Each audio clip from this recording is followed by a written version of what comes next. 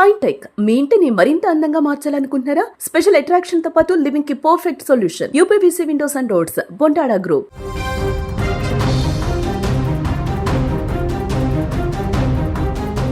బంగ్లాదేశ్ మరోసారి అగ్నిగుండంలో మారింది.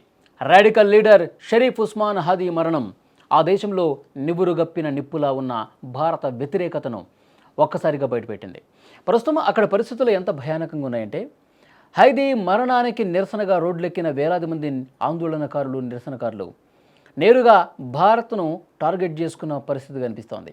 మాకు ఢిల్లీ వద్దు, ఢాకానే ముద్దు, భారత ఏజెంట్లు నశించాలి, భారతీయులు ఇక్కడి నుంచి వెళ్ళిపోవాలి, ఇలాంటి నినాదాలతో ఢాకా మొత్తం కూడా దద్దరిల్లుతోంది. విజువల్స్లో ఆందోళనకు సంబంధించిన దృశ్యాలు మీరు చూస్తున్నారు. ఆందోళనకారుల ఆగ్రహం భారతీయుల ఆస్తుల మీద కూడా పడింది.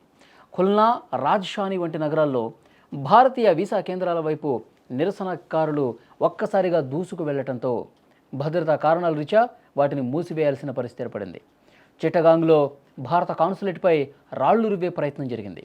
భారత్కు అనుకూలంగా వార్తలు రాస్తున్నారన్న నెపంతో ప్రముఖ పత్రికల ఆఫీసులకు నిప్పు పెట్టడం అక్కడి అరాచకానికి పరాకాష్ఠగా మారినటువంటి పరిస్థితి కనిపిస్తోంది. ఎక్కడ చూసినా ఆందోళనకారులు రోడ్ల మీదకి వచ్చి ఆందోళన చేస్తున్నారు. ఎక్కడ ఏ వాహనం కనిపిస్తే దానికి నిప్పు పెడుతున్నారు. పత్రికల కార్యాలయాల దగ్గరికి వెళ్తున్నారు, ఆందోళన చేస్తున్నారు, వాటికి నిప్పు పెడుతున్నారు. భారతీయులకు వ్యతిరేకంగా, అక్కడ ఉన్నటువంటి భారత అధికారులకు వ్యతిరేకంగా, భారత్కు అనుకూలంగా రాస్తున్నటువంటి పత్రికలు అని చెప్పి వాటికి భారత ముద్ర వేసి పెద్ద ఎత్తున ఆందోళన చేసి కార్యాలయాల ధ్వంసానికి కూడా పాల్పడుతున్నటువంటి పరిస్థితి. బంగ్లాదేశ్లో అల్లర్లపై భారత్ పూర్తిగా ప్రస్తుతం అప్రమత్తమైంది. భారత విదేశాంగ శాఖ ఈ పరిణామాలపై వేగంగా స్పందించింది. చాలా సీరియస్గానే స్పందించినటువంటి పరిస్థితి ఉంది. కేంద్రం వెంటనే భారతీయులకు హెచ్చరికలు జారీ చేసింది. అక్కడ అత్యవసరమైతే తప్ప మీరు బయటకు రావద్దు, బంగ్లాదేశ్ వెళ్ళొద్దు, ఇటు నుంచి అటు వెళ్ళటం కానీ అక్కడ ఉన్నవాళ్ళు కూడా బయటకు వచ్చి వేరే ప్రయాణాలు చేయొద్దంటూ హెచ్చరిక జారీ చేసినటువంటి పరిస్థితి ఉంది. పర్యాటకులు, విద్యార్థులు ప్రయాణాలు వాయిదా వేసుకోవాలని చెప్పి సూచన చేసింది.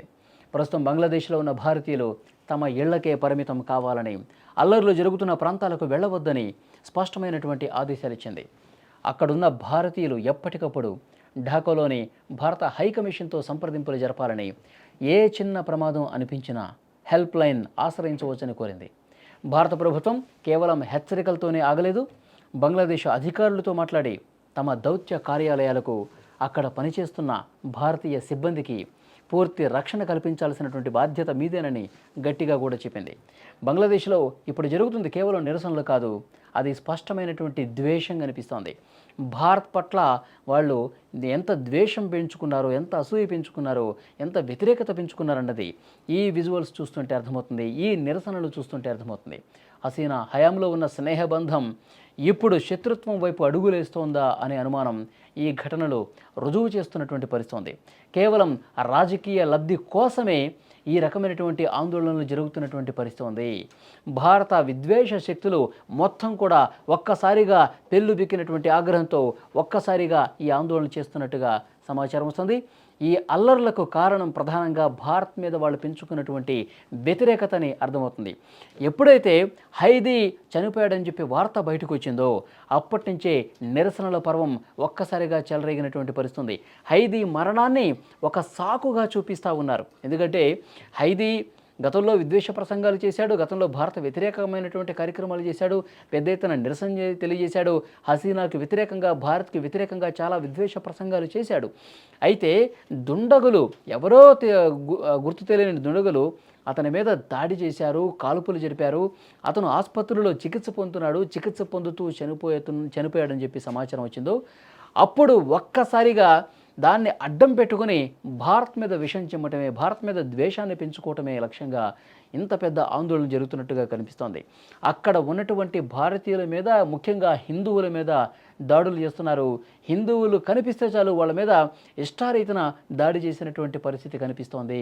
సో ముఖ్యంగా అలాంటి ఆందోళనలు పెద్ద ఎత్తున జరుగుతున్నటువంటి నేపథ్యంలో భారత ప్రభుత్వం కూడా చాలా సీరియస్గా రియాక్ట్ అయింది. భారతీయులు ఎవరు కూడా అటు వెళ్ళొద్దు, భారతీయులు అటు అనవసరమైనటువంటి ప్రయాణాలు చేయొద్దు, ముఖ్యంగా విద్యార్థులు కావచ్చు, ఇతర ఉద్యోగులు కావచ్చు, అక్కడ పని మీద వెళ్ళేవాళ్ళు కావచ్చు, ప్రస్తుతం జాగ్రత్తగా ఉండాలి, ఎలాంటి ప్రయాణాలు చేయొద్దని చెప్పి చాలా స్పష్టమైనటువంటి హెచ్చరిక కూడా పంపించింది.